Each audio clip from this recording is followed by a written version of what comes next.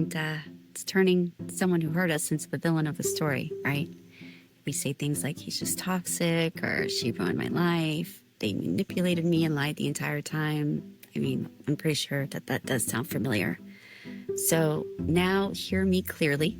Sometimes they are manipulative, and sometimes they are acting out toxic behaviors. And most of the time, our pain isn't coming from their behavior alone. It's coming from the way that we twist the narrative afterwards in order to protect ourselves from the truth about our own behavior. Why do we do it? It protects our ego.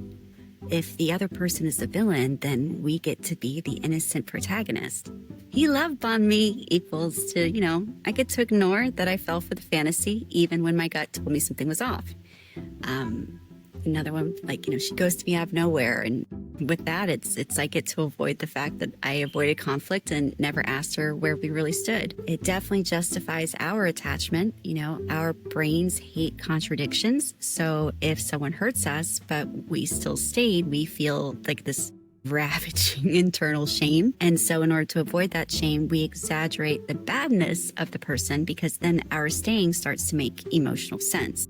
I was a good person trying to help a broken, toxic person. That's why I stayed. It's a neat little story, and it lets us avoid admitting the truth. I stayed because chaos felt familiar, but it prevents accountability. Calling them toxic lets us avoid how we contributed or how we chose them in the first place, and it keeps it external, But the real reason it hurts so badly, because deep down, we know that we're lying to ourselves. We know we ignored red flags. We know that we stayed for validation.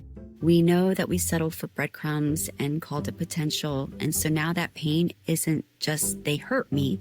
It turns into I betrayed myself while they were hurting me. And that's why the wound lingers.